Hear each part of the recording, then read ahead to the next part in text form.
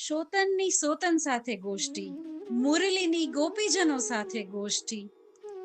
મુરલી કોણ તપતે કિયો, શ્રી ગોવર્ધન નાથ કી જય. આજના મેં બે પદ લીધા છે, જેમાં પહેલા ગોપીજનો રીશ બતાવે છે મુરલી પ્રત્યે અને પ્રશ્ન જવાબ કરે છે, અને મુરલી પછી ગોપીજનો સાથે ગોષ્ઠી કરે છે અને એનો જવાબ આપે છે. ગોપીજનો પૂછે છે, મુરલી કોણ તપતે કિયો, એ મુરલી તે ક્યાં તપ કર્યા છે? રહત ગિરિધર મુખ હી લાગી, અધર કો રસ પિયો.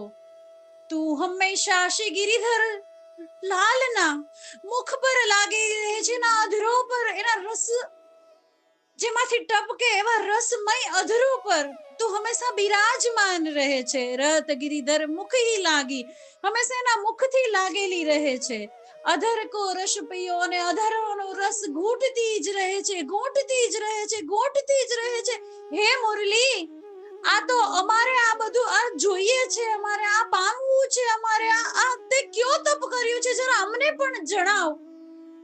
ગોપીજનોના શબ્દોમાં રીસ પણ છે, ગોપીજનોના શબ્દોમાં મનોરથો પણ છે, ગોપીજનોના શબ્દોમાં પીડા પણ છે, ગોપીજનોના શબ્દોમાં તાપ પણ છે. નંદ નંદન પાની પરસ કે તોય તન મન દિયો. પોતાના હાથથી કર અંગુલી દલથી સુંદર કમલ સમાન હાથોથી તને પકડી રાખે છે હાથમાં, એને હથેળી ઉપર તું રહે છે હંમેશા. તે કોણ તપ કર્યો છે આવો? શૂર શ્રી ગોપાલ વશ ભય, જગત મેં જશ લિયો. સુરદાસજી કહી રહ્યા છે, સુરદાસજીની આ રચના છે કે શ્રી ગોપાલ વશ ભય, બધા ગોપાલને વશ થવાના હોય, બધાના મનોરથ ગોપાલને વશ થવાના હોય, પણ આ તો શ્રી ગોપાલ તારા વશમાં છે. લલિત ત્રિભંગી થઈને ઠાડા છે, તને અધરો પર ધરાવી રાખે છે, તારા ચરણ ચાપે છે. સપ્તરંધ્ર પર જ્યારે કમલ અંગુલી દલ પ્રભુ ચલાવે છે ત્યારે ગોપીજનોને એવું લાગે છે કે એ તો તારા ચરણ ચાપે છે. શ્રી ગોપાલ વશ ભય, જગત મેં જશ લિયો, અને તારો તો આખા જગતમાં જસ ફેલ્યો છે. મુરલી કોણ તપતે કિયો. મુરલી બીજા પદમાં ખૂબ સુંદર જવાબ આપે છે, એટલે બે પદ ભેગા લીધા છે. તપ હમ બહુત ભાતીન કર્યો. આપ રોજ મને તાના મારો છો, તો આજે સખીજનો ગોપીજનો સાંભળી જ લો કે તપ હમ બહુત ભાતીન કિયો, બહુત ભાતી મેં તપ કર્યા છે. શું? હિમ વર્ષા સહી સિર પર ઘામ તે ના ડરિયો. જ્યારે હું વાંસના વૃક્ષમાં હતી ત્યારે મારા પર ખૂબ હિમ વર્ષા થતી હતી. હિમ વર્ષા સહી સિર પર, મારા માથા પર હિમ વર્ષા થતી હતી, પરંતુ ઘાવ તે ના ડર્યો, હું ઘાવથી નહોતી ડરી, કેમ કે મને ખબર હતી કે હું આ ડરીશ નહીં અને હું આ બધા જ સહન કરી લઈશ ને. દુર્વ્યવહારો કે વ્યવહારો તો હું કૃષ્ણને પામી શકીશ. લૌકિકનું પણ આવું જ છે, ગમે એટલા ઘા આવે, જો કૃષ્ણના ચરણ કમલ સુધી કે કૃષ્ણના અધર સુધારસ સુધી પહોંચવું હશે ને તો ટસનું મસ નથી થવાનું. કટબેધી સપ્તરંધ્રન હિયો છૂછો કર્યો. આ શું બતાવે છે, આ આખી જિંદગી બતાવી દઈ છે મુરલિયામાં કે કટબેધી સપ્તરંધ્રન, મને સપ્તરંધ્રન માંથી કાપવામાં આવી છે, મારામાં સપ્તરંધ્રન કરવામાં આવ્યા છે.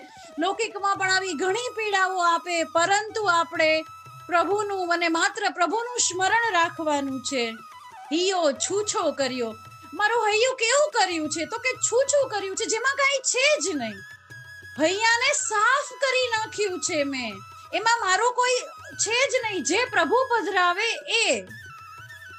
તુમ હી બેગ બોલાવે કો લાલન અધર ધર્યો. અને હે ગોપીજન જનો, તમે મને તાના તો મારો છો, શતન તો ગણો છો, પણ તમે એ તો જોવો કે તુમ હી બેગ બોલાવે કો, તમને જલ્દી જલ્દી બોલાવવા માટે લાલન અધર ધર્યો. હું લાલાના શ્રી ઠાકોરજીના અધરો પર છું, અથવા ઠાકોરજી મને અધરો પર તમને બોલાવવા માટે ધરે છે. હું અંદરથી ખોખલી થઈ ગઈ છું, મારામાં જે પ્રભુ શૂર પૂરે તમને બોલાવવાના, તો હું એ જ શૂરનું ગાન કરું છું. મારો કોઈ શૂર નથી, મારો હૈયો છૂછો કર્યો છે મેં. ઇતને તપ મેં કિયે જબ હી લાલ ગિરિધર વર્યો. આટલા તપ કર્યા, હિમ વર્ષા સહી, હું આખી અંદરથી ખોખલી થઈ ગઈ છું, અંદર મારું કાંઈ રાખ્યું નથી. એવી રીતે વૈષ્ણવજનો સખીજનો આપણે પણ અંદરથી ખોખલું થઈ જવાનું છે કે શ્રી કૃષ્ણ જે પુરુષે, એ જ શ્રી રાધારાણી જે પુરુષે, એ જ આપણો રવ, એ જ આપણો સાદ અને એ જ આપણો તાત્પર્ય રહેશે જિંદગીનું. ઇતને તપ મેં કિએ જબ હી લાલ ગિરિધર વર્યો, ત્યારે મને ગિરિધર લાલ મળ્યા છે. સુર શ્રી ગોપાલ સુમિરત સકલ કારજ શર્યો. જ્યારે મારા પર બધું જ આ થતું હતું ત્યારે સુરદાસજી કહી રહ્યા છે કે મેં શ્રી ગોપાલને સુમિરત, હંમેશા કૃષ્ણ કૃષ્ણ હિ કૃષ્ણ, કૃષ્ણ હિ કૃષ્ણ, કૃષ્ણ હિ કૃષ્ણ સુમિરન કર્યું છે. ત્યારે સકલ કારજ શર્યો, અને બધા જ કામ સુંદર થઈ ગયા છે. અને આજે હું વાંસમાંથી, વાંસનો કટકોમાંથી, વાંસળીમાંથી, મુરલીમાંથી, બંસીમાંથી વેણુ બની ગઈ છું, મુરલી બની ગઈ છું. મુરલી તપ હમ બહુત ભાતીન કર્યો. એવા સુંદર પદ શ્રી ગોવર્ધન નાથ કી જય.